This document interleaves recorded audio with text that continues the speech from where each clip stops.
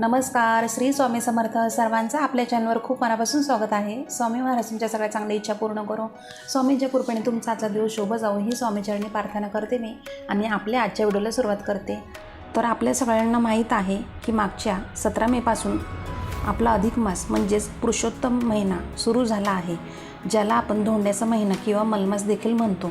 पण बघता बघता आता हा महिना संपत आला आहे. शेवटचे 8-9 दिवस बाकी आहेत. येत्या 15 जूनला अधिक मासाची अमावस्या आहे आणि हा महिना संपणार आहे. महत्त्वाची गोष्ट म्हणजे हा योग आता थेट 3 वर्षानंतर 33 महिन्यांनी येणार आहे. त्यामुळे हे 8-9 दिवस आपले पुण्य वाढवण्यासाठी खूप खूप महत्त्वाचे आहेत.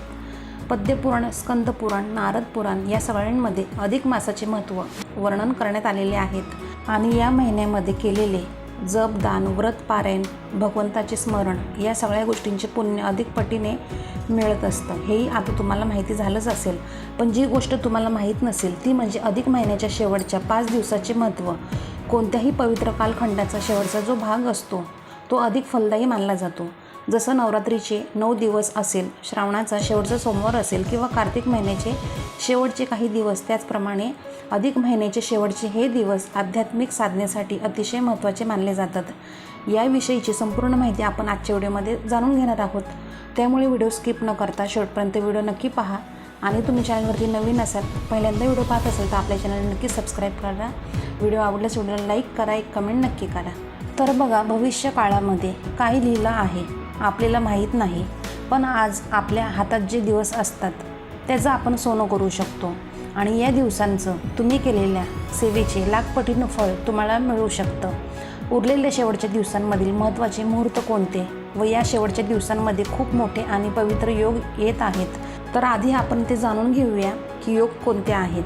तर पहा, 7 जून भानुसप्तमी, 8 जून कालाष्टमी दुर्गाष्टमी, 11 जून कमला एकादशी. हे दिवस जे आहेत तर ते अजिबात चुकवू नका.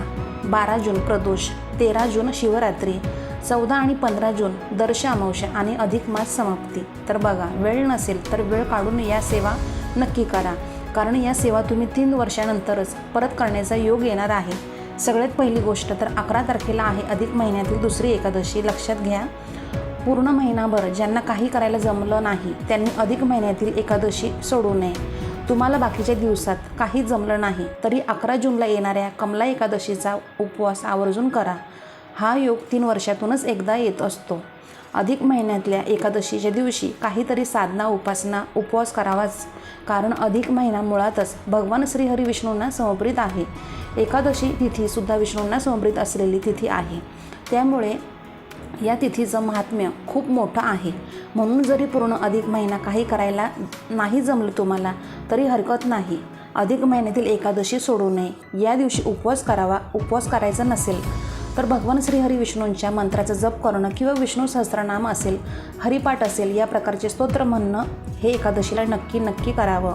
एकादशीच्या दिवशी काय करायचं? सकाळी लवकर उठायचं आहे. या दिवशी विष्णू भगवानांना आणि बाळकृष्णाच्या मूर्तीवर अभिषेक करायचा आहे. त्याचबरोबर तुमच्या घरात पांडुरंगाची मूर्ती असेल, पांडुरंगाचा फोटो असेल तर विष्णू रूपच आहे. त्यामुळे अर्थातच पांडुरंगाची पूजा करायची आहे. पांडुरंगाच्या पूजेमध्ये पिवळी फुलं आणि तुळस पांडुरंगाला अर्पण करायची आहे. जसं आपण नेहमी पांडुरंगाची पूजा करतो, हळदी, कुंकू, अक्षदा, फुलं, पंचामृत, स्नान या सगळ्या गोष्टी करायच्या आहेत आणि मन लावून पूजा करायची. सकाळी करा किंवा संध्याकाळी करा, जसं तुम्हाला वेळ मिळेल तसं करा. तसेच एका बैठकीत जमलं तर संक्षिप्त श्रीमद भागवत या ग्रंथाचं पारायण नक्की करा. ही अतिशय उच्च कोटीची सेवा ठरेल. आता त्याच्यानंतर अधिक मासामध्ये जावायला 1 दिवा, त्याचबरोबर अपूप दान करण्याची पद्धत आहे. अपूप म्हणजे जाळीदार पदार्थ, उदाहरणार्थ अनारसे असतील, बतासे असतील, म्हैसूर पाक असेल. वेदकाळातसुद्धा या अपूपाचे वर्णन केलेले आहे. गहू किंवा तांदळाच्या पिठात तूप किंवा गूळ मिसळून केलेला विशेष पदार्थ तो म्हणजे अपूप, ज्याला आपण अनारसे असं सुद्धा म्हणतो. अधिक मासामध्ये 33 अनारशांचा नैवेद्य विष्णूला आपण अर्पण करायचा असतो. तुम्ही जर अजूनपर्यंत श्री हरी विष्णूंना आणि माता लक्ष्मीला 33 अनारसे याचा नैवेद्य किंवा 33 जाळीदार पदार्थांचा नैवेद्य दाखवला नसेल तर तो नक्की दाखवा, जेणेकरून श्रीहरी विष्णूंना तुमच्याकडून अपूप दान केलं जाईल. आता त्याच्यानंतर पहा, अधिक मासामध्ये दीपदान करण्याला अतिशय महत्त्व आहे. तुमच्यापैकी अजून कोणीच दीपदान केलं नसेल तर जोपर्यंत अधिक मास आहे तोपर्यंत एकदा का होईना तुम्ही 33 दिवे बनवू शकतात. गव्हाचं पीठ मळायचं आहे, त्यामध्ये मीठ वगैरे न टाकता हवं तर त्या तुम्ही पिठामध्ये थोडीशी हळद मिक्स केली तरीसुद्धा चालणार आहे, म्हणजे जेणेकरून पिवळसर ते दिवे दिसतील आणि मग हे 33 दिवे प्रज्वलित करू शकता. शक्यतो श्री हरिविष्णूंच्या पूजेमध्ये तुपाची फुलवात लावली जाते, पण तूप नसेल तर तेलाची जोडवात लावून तुम्ही हे दिवे श्री हरिविष्णूंना त्यांच्या फोटोसमोर, मूर्ती जिथं असेल किंवा फोटो असेल तिथे किंवा वेगवेगळ्या रूपात असेल, श्रीकृष्णाचे मंदिर असेल किंवा प्रत्यक्ष विष्णूंचं मंदिर असेल, शालिग्राम देवतेचे मंदिर असेल तर तुम्ही नक्कीच तिथे लावू शकता. किंवा मग बाहेर तुळशीजवळसुद्धा तुम्ही हे दिवे 33 लावू शकता. ज्यांना पिठाचे 33 दिवे बनवणे शक्य होणार नाही त्यांना 2 पंत्यांमध्ये सुद्धा 33 दिवे लावता येतील. तर त्यासाठी तुम्हाला कच्च्या सुताचा दोरा लागणार आहे, जो दोरा अगदी सहजपणे तुटतो. अशा कच्च्या सुताचा धागा म्हणजे दोरा तुम्हाला घ्यायचा आहे. आपल्या हाताची जी 4 बोटं असतात, अंगठा सोडून इतर 4 बोटं, तर या 4 बोटांच्या भोवती एक फेरा असे एकूण तुम्हाला 16.5 फेरे मारायचे आहे. अधिक 16.5 फेऱ्यांच्या 2 वाती तुम्हाला बनवायच्या आहे, म्हणजे या दोन्ही मिळून 33 फेरे तयार होतील. आणि अशा 2 पंत्या मंदिरात किंवा तुमच्या घरी बाळकृष्णाच्या फोटो असेल किंवा मूर्ती असेल तुमच्या देवघरात, तर तिथे तुम्ही या 2 पंत्या लावायच्या आहे. किंवा मग एक पंक्ती तुमच्या देवघराजवळ किंवा एक पंक्ती तुमच्या घराच्या मुख्य दारात किंवा मग तुम्ही तुळशीजवळसुद्धा लावू शकता. यापैकी कुठेही तुम्हाला योग्य वाटेल तिथे तुम्ही लावू शकता. तर ज्यांना 33 देव बनवता येणार नाही त्यांच्यासाठी सुद्धा मी एक सोपा पर्याय हा सांगितला आहे. आता बघा, ज्या घरी तुळशीचं रोप सतत सुकत असतं किंवा मग ज्यांना नवीन तुळशीचं रोप लावायचं असेल तर त्यांनी आवर्जून या महिन्यात तुळशीचं रोप नक्की लावा. आणि जेव्हा कधी कार्तिक एकादशी येईल तेव्हा तुम्ही तुळशीचा विवाह लावायला मात्र विसरू नका. तर अधिक मासामध्ये तुळशीचं झाड लावणं अतिशय शुभ मानलं जातं. ज्यांच्या घरी तुळशीचं झाड आहे त्यांच्या घरी साक्षात श्री हरी विष्णू माता लक्ष्मी यांचा निवास आहे असं समजलं जातं. त्यामुळे तुम्ही अधिक मासामध्ये एकतरी तुळशीचं झाड तुमच्या घरी नक्की लावा. बघा, तुमच्या घरी जर तुळशी वृंदावनामध्ये किंवा तुळशीच्या कुंडीमध्ये आधीच तुळशीचे झाड असेल तर तुम्ही दुसऱ्या ठिकाणी सुद्धा अजून एक तुळशीचे झाड लावू शकता. यामुळे काय होईल, जेव्हा जेव्हा तुम्हाला तुळशीच्या पानाची गरज पडेल त्यावेळी तुम्ही पूजेच्या तुळशीचा वापर न करता तुम्ही या तुळशीची पानं पूजेसाठी वापरू शकता. त्याचबरोबर आपल्या कुलदेवतांची किंवा कुलदेवीची सेवा होणे सुद्धा तितकंच महत्त्वाचं असतं. कारण आपल्या घराण्याचे जे कुलदैवत असतं किंवा कुलदेवी असते ते आपल्या घराचं संरक्षण करत असते, त्यामुळे त्यांना विसरून चालत नाही. तुमच्यापैकी अजून कोणी कुलदेवीची ओटी भरलेली नसेल तर नक्की भरा. घरच्या घरी तुम्ही तुमच्या देवघरामध्ये कुलदेवीची स्थापना केलेली असेल तर तुम्ही घरच्या घरीसुद्धा कुलदेवीची ओटी तुम्ही भरू शकता.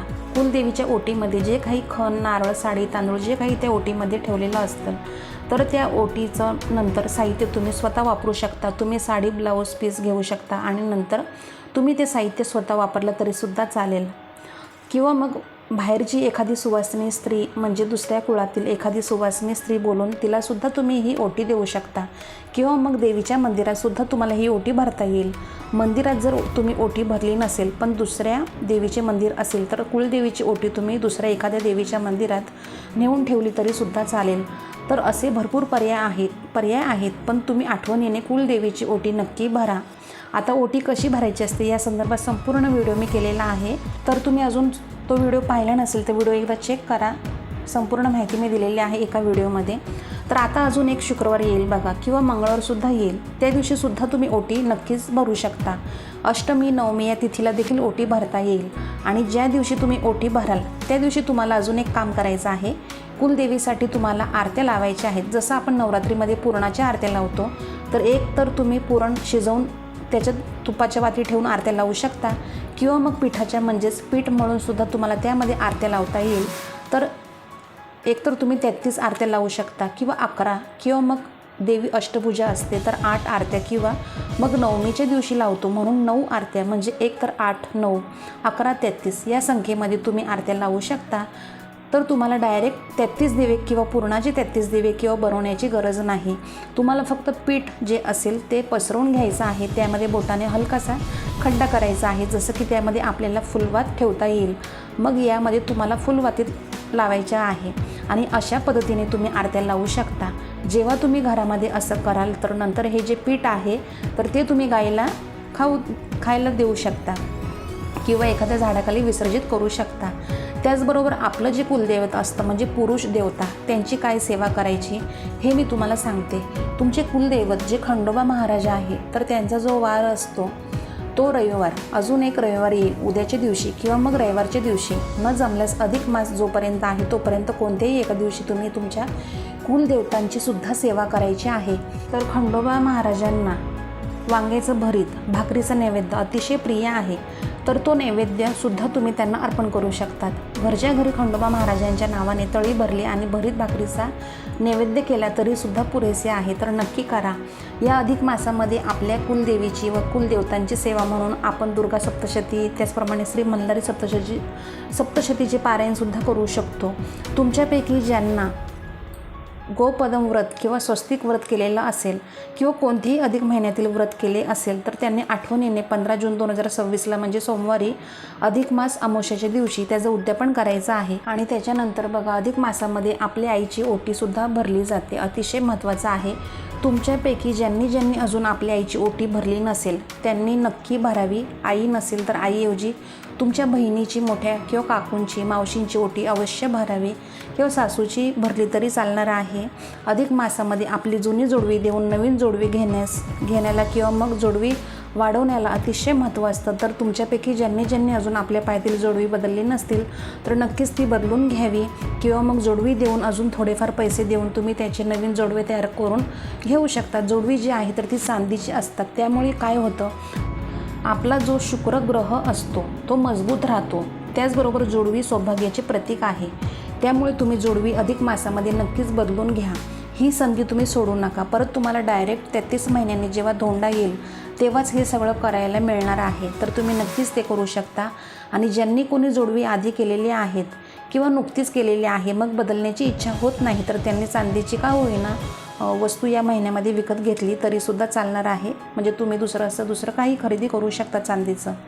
आता दान कसं करावं, ज्याच्याकडे आधीच सगळं आहे त्यांना देऊन काही फायदा नाही आणि गरजू लोकांना दान करा. त्याचप्रमाणे गाईला 33 धोंडे बनवून खायला घालू शकता. बघा, खूप पुण्याचं काम आहे हे. 33 धोंडे बनवताना अगदी सुपारी एवढ्या आकाराचे छोटे छोटे बनवून आपण ते गाईला दान करू शकतो, म्हणजे खायला घालू शकतो. त्याचप्रमाणे नदीला देखील आपण दीपदान करू शकतो. त्याचप्रमाणे रोज विष्णू सहस्त्रनाम स्तोत्र किंवा व्यंकटेश स्तोत्र वाचा. ओम नमो भगवते वासुदेवाय जप चालू ठेवा. श्री स्वामीचरित्र सारामृत किंवा गुरुचरित्र 14वा किंवा 18वा अध्याय वाचा.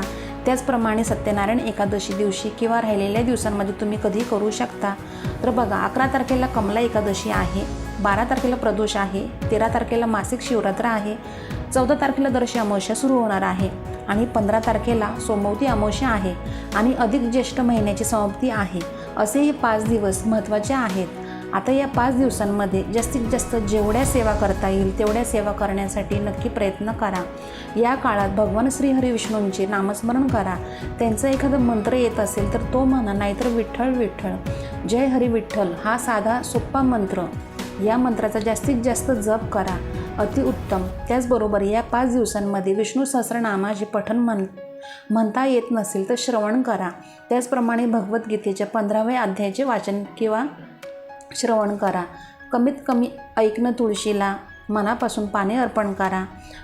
तुळशीची पूजा करणं, अन्नदान, गरजूंना मदत, संध्याकाळच्या वेळेला तुपाचा दिवा देवाजवळ लावणं, तुळशीजवळ लावणं, त्याचबरोबर रामकृष्ण हरी या मंत्राचा जप करणं, या गोष्टी अगदी साध्या सोप्या आहेत.